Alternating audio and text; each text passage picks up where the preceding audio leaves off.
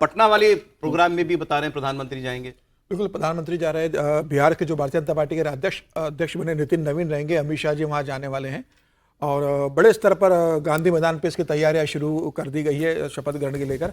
और ये कहा जा रहा है कि भारतीय जनता पार्टी से 12 कैबिनेट, मतलब 3 से लेकर 30 की संख्या हो जाएगी।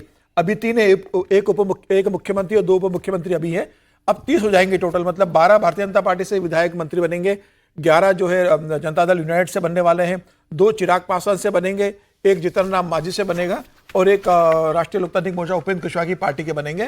तो फिलहाल ऐसी खबर है कि 30 लोग अभी शपथ ग्रहण करेंगे। 6 की कुर्सी खाली रखी जाएगी, भविष्य में किसी को एडजस्ट करना होगा तो उसको किया जाएगा। तो ज्यादातर पुराने ही चेहरे को रखा जाएगा। मतलब जो छोटे क्षेत्रीय दल है, चिराग पासवान ने कह दिया कि हमारे जो पहले मंत्री थे वही मंत्री रहने वाले, मांझी अपने बेटे को ही बनाने वाले, राष्ट्रीय लोकतांत्रिक मोर्चा से उपेंद्र कुशवाहा भी अपने बेटे को ही मंत्री बनाने वाले हैं, उसमें कोई विवाद नहीं है। भारतीय जनता पार्टी में भी बहुत बड़ा परिवर्तन होने नहीं वाला है। नीतीश कुमार की पार्टी के भी संजय झा ने कहा है कि ज्यादातर हमारे पुराने मंत्री बनेंगे। तो देखना होगा कि भारतीय जनता पार्टी में क्या किसी नए चेहरे को मौका इस बार और मिलता है। जो नीतीश कुमार के समय थे उन्हीं को शामिल किया जाता है। लेकिन एक भव्य समारोह होगा, प्रधानमंत्री मोदी खुद वहां जा रहे हैं, तो ये बताता है कि इस बार, क्योंकि पिछली बार नीतीश कुमार के कारण समारोह नहीं किया गया था। हाँ। तो इस बार एक बड़ी घटना थी जो बड़ी खामोशी से गुजर गई, बीजेपी का बिहार में मुख्यमंत्री बनना। तो ये बिहार में कल जश्न की तैयारी, और फिर जो 9 तारीख को कोलकाता में होगा शपथ ग्रहण, वो खैर एक अलग लेवल पर ही होगा क्योंकि वो जीत बहुत बड़ी है।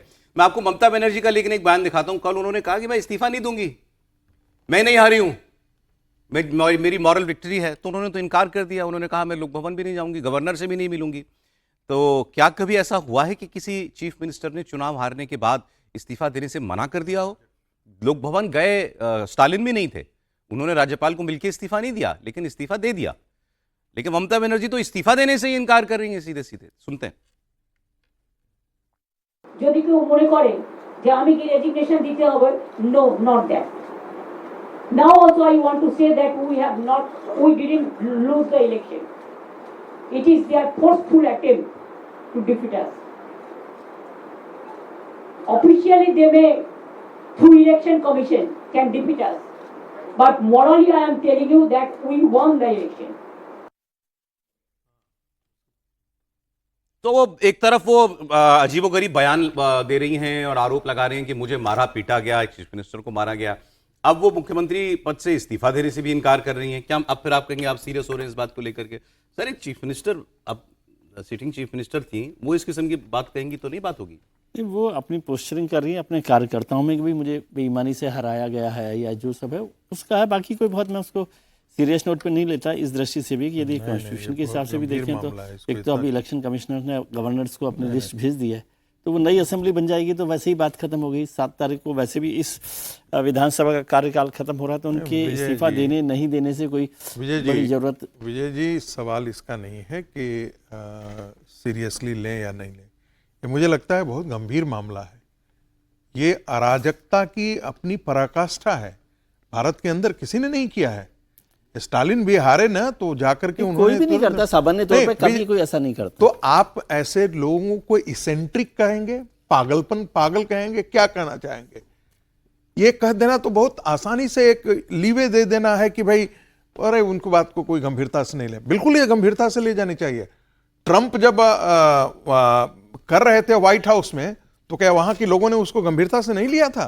दुनिया ने उसे क्या सामान्य रूप में देखा था? क्या नहीं देखा था? एक एक करके एक प्रेसिडेंट बनाते जा रहे हैं। आप पहली बार हुआ कि एक मुख्यमंत्री कह रही कि एक कह रहा है कि हम हारे हैं जिस कारण से। श्रीमती गांधी भी हारी थी ना चुनाव, श्रीमती गांधी भी यहाँ करके बहुत शालीनता से जाकर डेमोक्रेसी में भरोसा रखने की बात करते हैं। सारी बातें लोकतंत्र की रक्षक के नाम। वैसे आजकल नए नए प्रेसिडेंट्स बन रहे हैं ना। अभी एक मुख्यमंत्री गए थे, जेल में रहकर सरकार चलाई थी।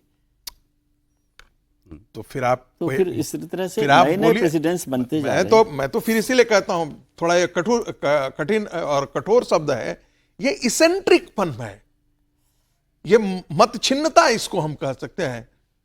आप इस ढंग से आप इसे कहेंगे कि से आप काडर को मोटिवेट करने के लिए कर रहे हैं, आप अराजकता पैदा करने की कोशिश कर रहे हैं। अब ये ठीक है, ये आप चाहते हैं कि बंगाल के अंदर अराजकता पैदा हो और पूरी दुनिया फिर उसको बाद में कहे कि अच्छा भारत के अंदर जो अभी जो चुनाव हुआ था वो तो वाकई उसमें तो चुनाव आयोग की बहुत गंदी भूमिका रही थी। वहां तो चुनाव का हरण हो कितने जाता है। एनार्किस्ट होंगे भाई, लेकिन एक छत के नीचे कितने एनार्किस्ट रहेंगे? अरविंद केजरीवाल पहले थे, वो खुद को कहते थे, ठीक बात। इनको आप कह रहे हैं, राहुल गांधी भी लगभग वही हैं। इसको थोड़ा सा मतलब संदर्भ वैसे देखें, थोड़ा सा ब्रॉडर पर्सपेक्टिव में देखें तो समझ में आएगा।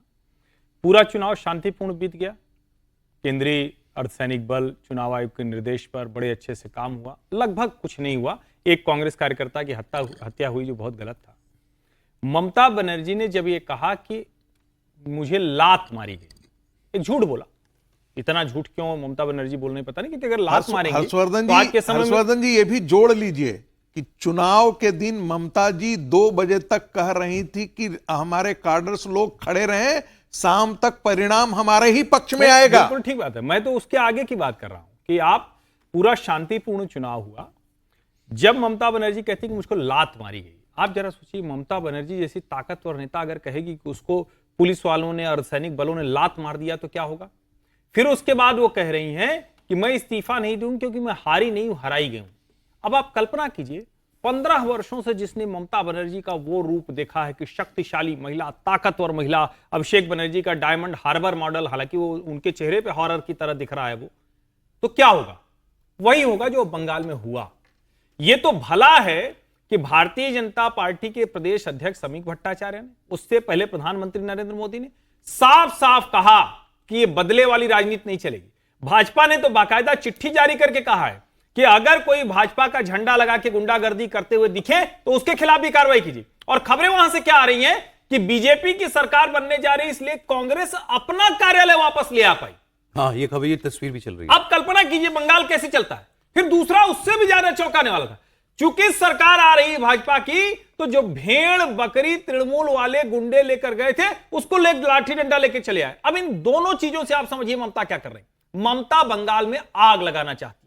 ममता उन घुसपैठियों को, उन बांग्लादेशियों को, उन गलत तरीके से रह रहे लोगों को उत्तेजित करना चाहती है। वो सड़क पर फिर से वही सब करना चाहती हैं जिसके लिए बंगाल बदनाम किया इन लोगों ने। बंगाल ऐसा कभी नहीं था। बंगाल की क्रांति, बंगाल की चेतना वो दूसरी तरह की थी। इसको आप नॉन सीरियस मत लीजिए।